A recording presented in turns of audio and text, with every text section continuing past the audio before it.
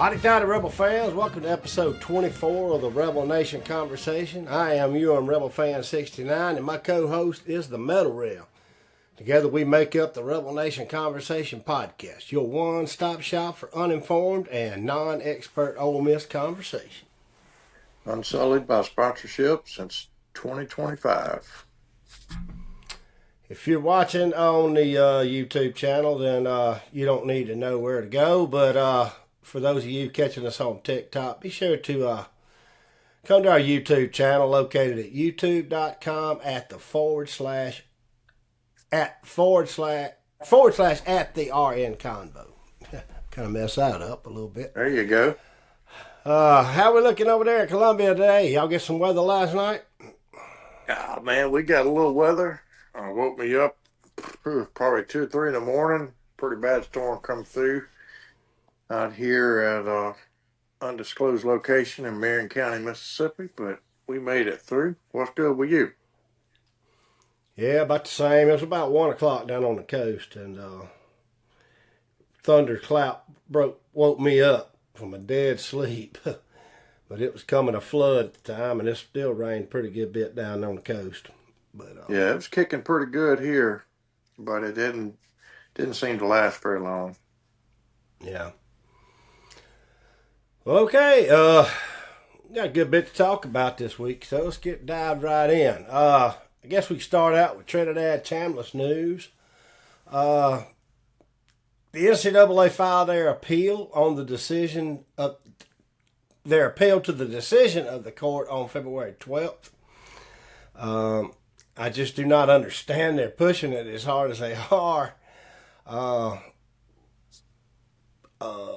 They're not going to win this case, no matter what they do. I got my opinion on it, but I think I know what your opinion is, but let's hear it.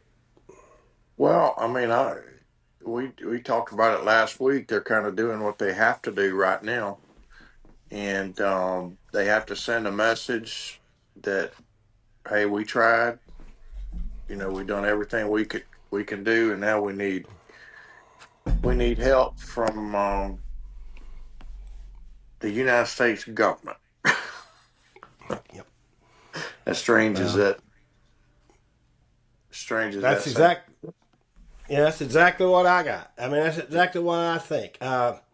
See, they won the Bediaco case, and they win the Aguilar case. So that don't do them no good for what they're really trying to get done. They're trying to get some cases built up so they can go to Congress. They need losses. They need losses for that to work. They know they'll lose this case, and they're just going through motions. So yeah, we're on the same page on that. I mean, I thought you was going to hit on your what you said there about, you think they got one more good fight in them, but I just don't see that as what this is right here. Maybe tampering. Maybe that's where they'll get us on it. But I do think that's part of it. I mean, listen, man, they've been in control of this thing for a long, long time, and they can feel it slipping away, and they don't like it. So they're trying one last grasp, to keep the upper hand on college athletics. What did I hear this week? The guy said that NCAA stood for Non-Caring Assholes Association or something to that effect, and that's about what it is. But digging in their heels with the Chambliss case that just doesn't surprise me after what I've seen over the years. And we've joked about it, how Alabama and others can get away with anything, but if we have a kid sleep on a coach's couch, well, scorched earth on Ole Miss, and that it feels a little bit like that too. But I'm trying to get away from that victim mentality a little bit, but it doesn't matter. None of it even matters. Like you said, they're not going to win this case, and they've chosen this hill to die on, and God bless them, I guess. But at some point, it's, but again, it's like I said, I think they have to show before they go in front of the United States Senate that we did everything we could possibly do. Yeah, well, that's what I'm And saying. I feel like they need losses to do that, though. yeah, And this is a textbook case for them to lose. They know they're going to lose this case. well, they don't have a good case. They have a losing No. case. That's exactly right. They have a losing case. And Trinidad has a winning case. I mean, there's just no Yeah. doubt he's got a winning case. Yeah. Kind of on the boards the other day, Tyler Siskey come in there and talked about how, it wasn't he was happy for him as an individual because he likes to see kids work their way up from, and I've heard him say the same thing on their podcast too. But then I come back to him, I said, well, if Trinidad don't have a case, then they should have never, ever, ever, ever started giving medical red shirts years ago. And they've done it before. They've given it, and he tried to make it out like he was never going to impact the outcome of their seasons if he'd have played that year. Well, that ain't the point. It's never been about whether the player was going to be a starter or not. The player couldn't play because he was incapacitated. That has nothing to do with it. Nothing. And I told him he did reply again in that same thread, but he didn't reply to me. Maybe that's out of the fact. Me and him, we kind of go back and forth on his podcast time. Time's always respectful, always, fun stuff back and forth. So maybe he's just giving me some respect to what I was saying. I don't know. Or he didn't see it. One or the other. I mean, is he saying that, he won, but it really wasn't a winning case? I mean, what is, I don't understand what he's saying. Didn't he said something about, that he's never in his life seen anybody, if I could find that thread, help me. But he said he never in his life seen a kid that, there it is, that could practice but couldn't play. And, per the rules, here it is, I got it in front of me now. Per the rules, you get 5 to play 4. We know that. Saying the second season was lost because of a medical hardship is a stretch beyond stretches. He's bullshitting there. He's wrong. I've never seen an incapacitated player lead his team to a national title. Never seen a medical hardship practice every day but not play. And the fact of the matter is, he didn't lead them to a national title to the next year. Well, it's like I said from the jump. If they say he's cleared to practice, again, what does that mean? Practice could mean in their eyes that, hey, he's cleared to throw some footballs with the trainer on the sideline. We're clearing to do that. Well, that's what I put in on my reply. The kind of detailed information at Fair State that you would have at a P4 school. So that's... Is that... That doesn't... that doesn't mean that he was, all clear and ready to play. Yeah. It just doesn't mean that. And that's basically what I said. I said he can begin practicing. Let's just say a quarterback suffers a torn labrum, in the off season and or at the end of spring ball or something, and has a repair done. By the start of the season, he's able to start soft tossing. He's able to get out there and mess around. He's maybe even able to lift, but he can't play in a game. Yeah, and that's a long way from playing in a game. He's still practicing. So, I mean, he never answered me back. He never replied to me. Yeah. But, I think that, basically, I think I made my point with him. Whether he saw it or not, I don't know. He may not agree with me, but I think me and him kind of, we respect each other enough, but. I think he probably feels like that Ole Miss fans can't discuss this honestly because of it's our player, So, I don't know. Maybe there's some of that going on. I don't know. But Trinidad had a good case. He's won his case. And, the NCAA is just, Going like through you the said, they motions. need losses, so they're doing what they have to do, knowing what the result's going to be. Yeah, that's what I feel like too. Yeah. Well, okay. That's kind of all I got to say about that. Unless you got anything else, we'll move on No. to the next topic. Our next topic that I had sent to you is on February 25th, the Mississippi House of Representatives passed House Bill 4014. This bill rules that NIL and rev share payments to student athletes are not subject to state income taxes. A little background on that: Arkansas, Florida, Texas, and Tennessee, all in the SEC footprint, already either do not have state income taxes or have already passed similar legislation. This is an obvious recruiting benefit for for those states that I just mentioned, and now including us as well. But again, that's not a law in Mississippi yet.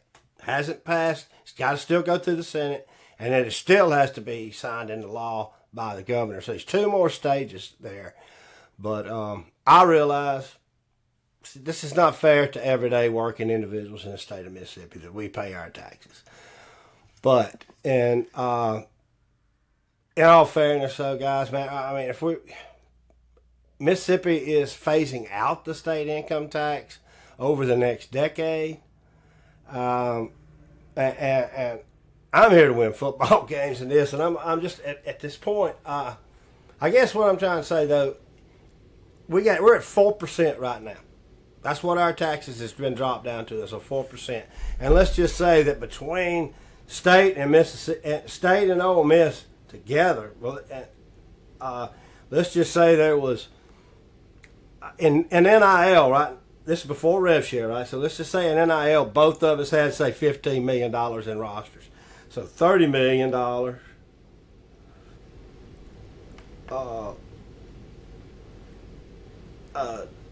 times 0.04. That's $1,200,000 the state of Mississippi's losing out on. $1,200,000. That ain't that on a state budget. That ain't nothing. So it's not like I see it both ways, man. I guess is what I'm trying to say. I know where you stand, but our viewers need to hear it. So, Well, it just don't sit well when the common man's out there grinding away, and he's getting up in Richmond, Mississippi, or Fulton, Mississippi, or Grenada, Mississippi, and he's going to work at 4 o'clock every morning. He's got to pay his, but the kid in Starkville, Oxford, at 18 years old, making whatever they're making, he don't got to pay his. yeah. Like I said, It I see it just both ways. It just doesn't sit well. Now, listen, I want to win football games too, but I mean, good gracious, man. But in a few years, it's not going to matter anyway. So I've Yeah. kind of softened my stance on it. I read a little bit more about it after you and I spoke, and after reading some more about it, I do believe now in 6 years that it'll be across the board in the state of Mississippi. Well, I do too. But I see your point of this. It sucks from an optic standpoint. It sucks. It just don't look right. But I don't see as it's going to be hurting the everyday Mississippian. It just don't feel right to us, Yeah, it's just it's not that we're not going to be able to, pay for stuff as a state. It's just like you said, the optics of it Right. just doesn't seem right. I can't. I'm not going to try to look it up real quick. But if you recall off the top of your head, the author of the bill, what was his name? Do you recall? It's not important. No, I was just going to try to refer to him by name if you did know it. But the reason I even say to it is I was listening to Chase the other day, and he had spoken with him. And it kind of makes what he said. He's like, look, he said, the reason why I wanted to try to put this out there is because this is relatively new as far as a revenue stream for the state of Mississippi. And said the state of Mississippi is phasing out income tax. So he said, I didn't want to introduce a new stream of income for the state when we're phasing it out anyway. You know, and it was basically, we're going to tax something, but we're only going to be able to tax it for 6 years anyway. And it's a small drop in the bucket. Jonathan McMillan, Republican from Madison. So, and basically that's what he was saying. He was telling him, you know, he told Chase that he just didn't want to introduce some sort of a new revenue stream that just ain't going to be there in 6 years anyway. Yeah. You know. So it's not that he didn't want,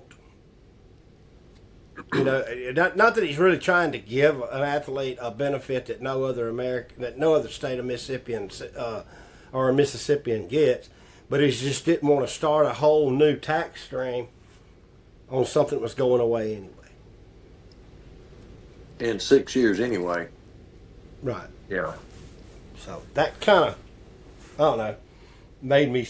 I'm not saying it's right. I'm just saying it I see his point, I guess. Yeah. And just to clarify, it's just the state income tax. It's not the federal taxes, which is by far right. the larger of the two. So yeah, they're still going to owe. I'm assuming that there's still a tax burden attached to rev share and NIL. Yeah. On the federal level, but again, obviously what we're saying is though it is a huge recruiting benefit for states like Texas, Florida, Tennessee, and Arkansas. Yeah. Because Arkansas has got a similar bill, but Texas, Florida, and Tennessee don't have state income tax.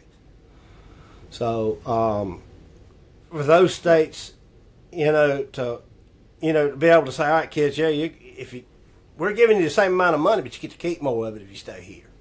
Yeah. If you come to, that's a big recruiting benefit for them. And I just don't like to see Ole Miss be behind the 8 ball when it comes to that recruiting. It reminds me of. I don't either. It just, again, at the risk of sounding like a broken record, it just doesn't feel right when John Q. Public is not getting the same benefit that an 18, 20-year-old kid is for playing sports. But in the real world, that's the way it happens, I guess. Yep, and that 18 to 23-year-old kid's making a hell of a lot more than John Q. Public, at least for those few years, too. Hell of a lot more. Well, you know what it kind of reminds me of? Remember back in the, but it's not so big a deal now, but it was a really big deal and why Vanderbilt got really, really, really good at baseball. Mm-hmm. Because they had a huge, I say huge, I mean, it was a pretty good scholarship advantage over all the other schools because, number one, it was a private school. Number two, it is in a lottery state and allowed, for some reason there were some rules. I cannot remember the exact verbiage behind it, but they weren't held to the 11.7. So it was real hard to stay up with Vanderbilt in baseball for quite a few years, and I just didn't want to see us in an era where I feel like Ole Miss was almost pioneering in it. You know, in the NIL and transfer era, I feel like we pioneered really how to go and do. Between Sonny Liston, Walker Jones, and that Grove Collective, and the way they handled getting out in front of NIL and stuff, I don't want to see us go backwards. You know? I wonder, I've been wondering, and we're going to know the answer to this question pretty soon, how much of that was all of those guys you mentioned versus Lane Kiffin? Like, how much influence did he have on embracing whatever is next? Or, you know, because I would say quite a bit. And so I hope we continue to respond in that manner because, and I've heard Walker Jones saying, instead of going off somewhere and pouting about it, crying about it, we embraced it. And the biggest of ironies, we've talked about this many times, the NIL Porter era that we hate so much has brought us the most sustained success of mine in your lifetime. Yep. So I want to see Ole Miss prosper. If this is what it takes, so be it. Yeah, and that's what I'm saying. I just don't want to throw another wrinkle in the pot, you know what I mean? Because all these other states can say, hey, yeah, you know, I'm just going to say $500,000 for an O lineman. And Tennessee's after him too. And they give him the same $500,000. We're going to give you the same amount of money, but you get to keep more of it. So, I mean, that's just an obvious recruiting advantage for them. Yeah, well, it couldn't be Tennessee. How's that? They already don't have the state income tax. I know. That's what I'm saying. But if we didn't pass something similar to this, Tennessee gets to tell them. You know, Tennessee gets to tell them. Yeah. Yeah. Yeah, they get to tell them that they get to keep more than, you know. So if we're going against them for the same stuff, you know. Yeah. For the same money. It'd really be nice to tell some of them LSU recruits that, wouldn't it? Yep. So you get to keep a little more of your money, huh? Yeah. So. That's the same thing as making more.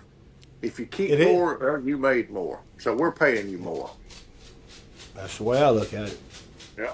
And that's kind of where I was at when I texted you about it to begin with, saying, you know, I kind of rethought this,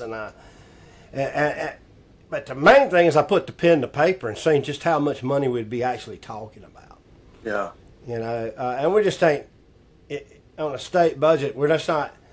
It's just an optics thing alone. It ain't about how much the state is actually going to be out of. It's just, it's just the optics of we're giving an athlete a break that the public don't get, right?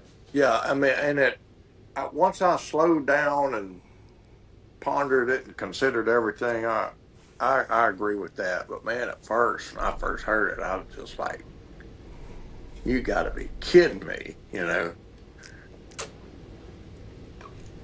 That's right. Well, we beat that one to drum. Ready to move on to topic number 3? Yeah, we can, but I'm going to tell you what. I ain't got a lot to say about that men's basketball team. No. I'm not even going there yet. I ain't going there yet. That's topic 4. All right. What's topic 3? All right, so college football today is nowhere near the game we grew up watching. We know that. It's all about the money. With that said, the Whitehouse, and more specifically the Commander-in-Chief, yes, sir. The Commander-in-Chief himself, one Donald John Trump, convened a council, if I could call it that, to discuss the current state of athletics. The roundtable took place on March the 6th. That was Friday, wasn't it? I think. Yep. Yeah. Among those invited to be on the council was Nick Saban, Tim Tebow, Tiger Woods, and Cody Campbell. Obviously, Nick Saban. I honestly think that's a good person to be there. I just don't real sure what Tim Tebow at this point in time, or I damn sure don't think what Tiger Woods has to do with it. Yeah, that's the one I don't understand. Yeah, and I like Tiger, but I mean I just don't understand that. Yeah. Cody Campbell, he came out with I can't really find his actual. He kind of put forth some ideas out there where he said he was he wanted to try to redefine the earning potential of college athletics, and he had some pretty good ideas. For those out there that don't know Cody Campbell he's a Texas Tech alum, former player there. I'm not sure if he had played in the league or not. You might know that better than me. And probably one of their biggest boosters to the Texas Tech University. He made his billions now with a B in the oil and gas industry. With a B, you said? Yes, sir. You're a billionaire made in the oil and gas industry. So I kind of understand him being there, though, because of, like I said, he kind of come up with some ideas about how to market college athletics and to maximize earning potential. And he had some pretty decent ideas. So I could see why, Trump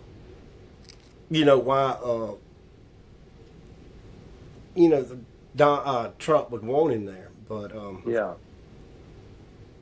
Well, this is about I guess the reason for getting Tiger Woods and others. This is just Trump trying to basically put together an activist group and unite the clans and try to create some unity and just get some of the biggest names he can think of to get it done. And shoot, I'm here for it. We got to do something. We have to do I something. don't really know what they were trying to do. Way to go, Rebels. 4-6-3. Way to put that out. Watching the ball game too. What's the score? 8-2, I think, and they dropped the graphic down. I think they're reviewing on whether he was out at first. 8-2 in the top of the eighth. So this will, and there was a leadoff single by Evansville there, and a leadoff single by Evansville, but it was just the runner was erased in a 4-6-3 double play. So they're taking out Walker Hooks and going to bring in another pitcher. It looks like here. Yeah, so, I had some baseball questions, but we'll get into that. Oh yeah, we'll get about baseball. But back where we was at here. I don't think any real solutions got brought up. And what are they really trying to solve? Maybe put a salary cap out there. That's what we need when it comes. Our total salary cap is where it needs. You know what I'm saying? Where NIL and rev share combined, it can't go over this. Yeah. Because right now, where we really need them to look at is the unlimited and unrestricted free agency of the transfer portal. We literally, and so I really think it would be great if we'd have seen a lot more NFL people on this deal. Let's start talking about trying to get a collective bargaining agreement in place. And that's what I think this should have been about. But I haven't seen any kind of an agenda. What did they talk about? What did they, I didn't expect them to lead the meetings with some kind of legislation to propose. I think I think there will be more meetings to come, and I think it was just kind of a way to get the ball rolling and say, hey, we're trying to do something.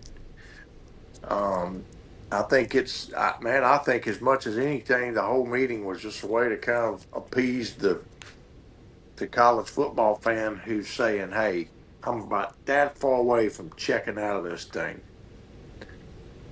No. But he did say something about issuing some sort of an executive order, and I didn't read about what he said he was going to put in that order, but because I'm kind of watching he doesn't do that. This needs to be something that comes from the member schools. We don't need the highest office in the land trying to. I think he's got a little bit more on his plate right now than college sports. Well, to be honest, it's already a little embarrassing to me that this is the kind of stuff that the most important man in the world is spending his time on. But be that as it may, I'm sure there will be talks going forward that he will not be able to attend, or will attend via Zoom call or whatever. But yeah, agreed. The other attendees, did you see some of the other? And there was about 50, I believe, is what they said was totally there. But of note, you had Charlie Baker, who is the NCAA president. You had all four commissioners from the Power Four conferences there. Urban Meyer was another one of the invitees, as well as, and this one I kind of see where this brings me back. I'd like to see an NFL there, but Adam Silver, the NBA commissioner, was there. So again, that might be talking somewhere along the lines of a collective bargaining agreement in the future or something. Get some professional help from the actual professional leagues. That's the way I think it should have been. Yeah. All right. Now, I know you don't want to talk about it, but let's just gloss it over real quick. Basically we had a loss Tuesday night in men's basketball to Vanderbilt. The game had to be decided in overtime, and Vanderbilt's a great, pretty good team, and we took them to overtime. But it was a game also that was riddled with some kind of questionable officiating.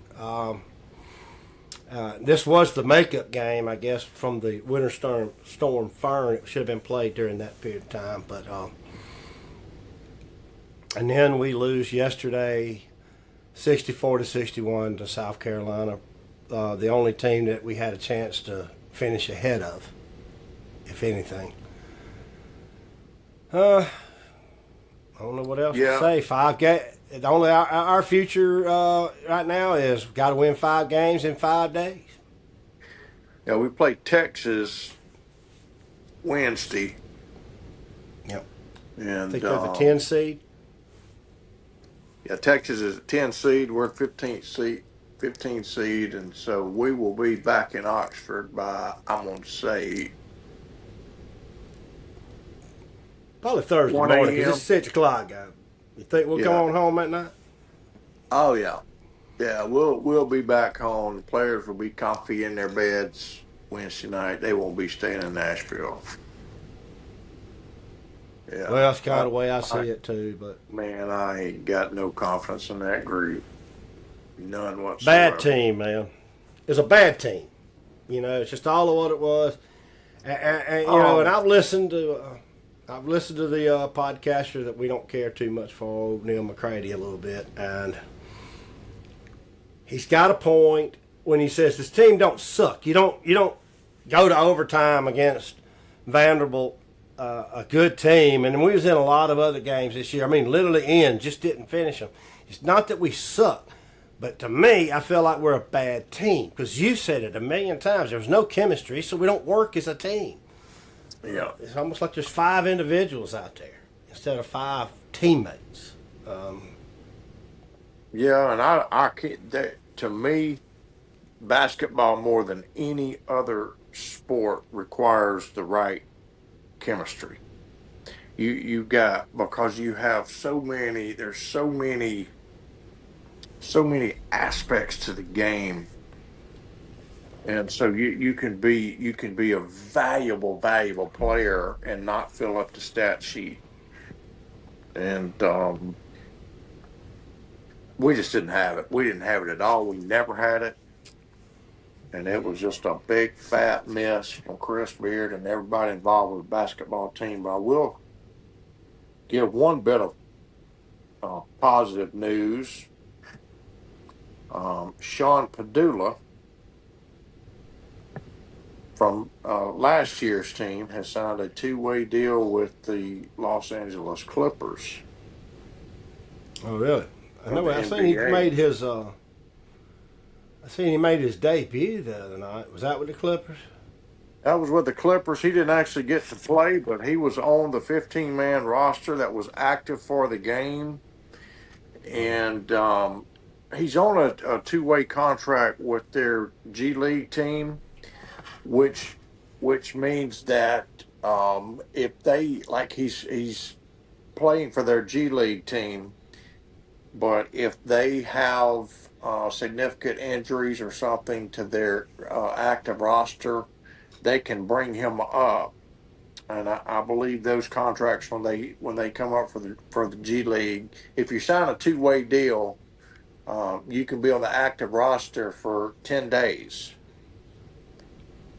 on the NBA team and not the G League team.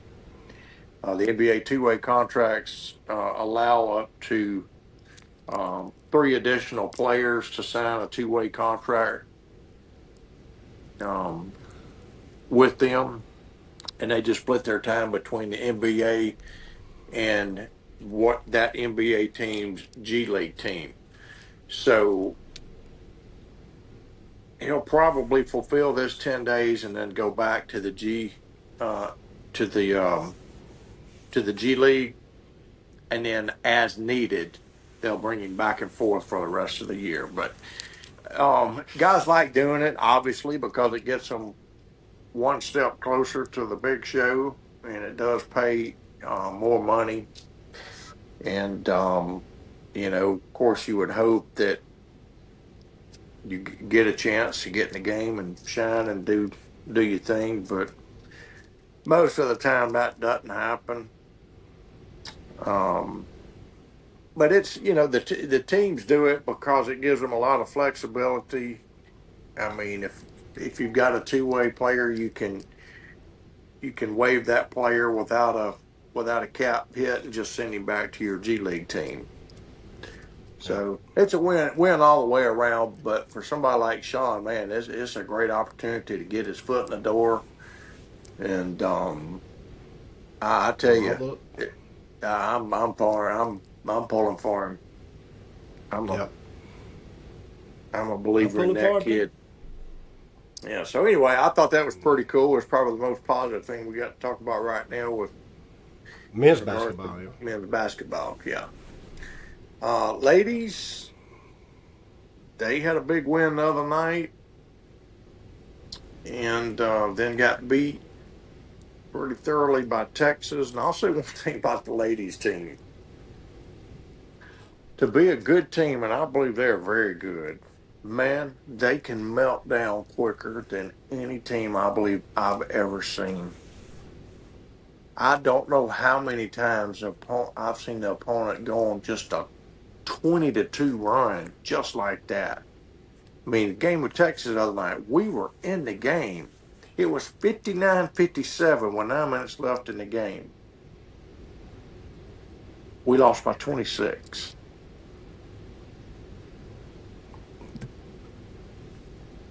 Didn't lose by 26. 85-68. 17. We lost by 17. My bad. Yeah.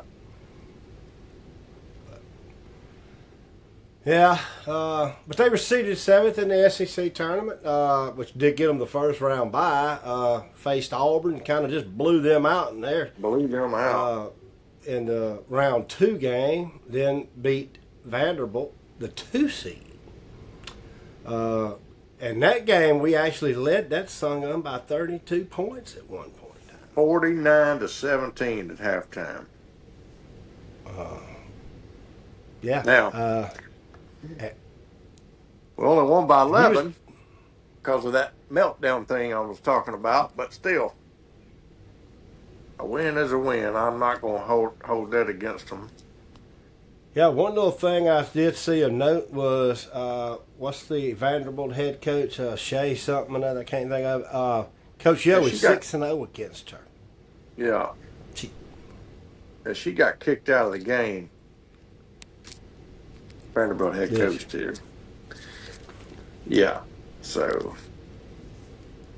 Well. But yeah, Lady Rebels, they're going to make the NCAA tournament, and they've got a shot. They've got the talent to win some games and make a run, and they also have the ability to lose in round one. So, yep. Well, right now we got if we want to watch some basketball in Oxford, or in the state of Mississippi, at least for us, we got to hang our hats on Cody McMahon and Lattimore. Lattimore was awesome against Vanderbilt.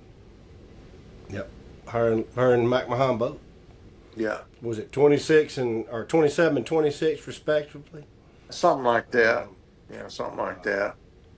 I know there's 1 point difference. Lattimore had one more point, so it was either 26-25 or 27-26, something like that. Yeah. Yeah, they both played very well. We'll see where we end up in the NCAA tournament. But that's where we are. Yep. I was hoping we could host, but we're not going to. Not going to be seated high enough that. If we could have beat Texas and made the finals, I thought we had a good shot. But yeah, I didn't see us beating South Carolina anyway and winning the tournament. But well, that pretty much does it for 24. We can sign this one off and move on along. All right. All right. Well, folks, that's all we have for episode 24. Let's stay tuned for episode 25. It'll be airing at noon. This one will drop at 8 a.m. on Monday morning. Episode 25, which we're going to go over as soon as we sign this one off, will be coming on at noon. As always, if you like what we're putting out there, please subscribe, like, and share. And as always, comment. Let us know what you think we can do better. For the Metal Rebel and myself, until next time, hotty toddy, Rebels. Go to hell, LSU, and if there's a worse place, please go there. Absolutely.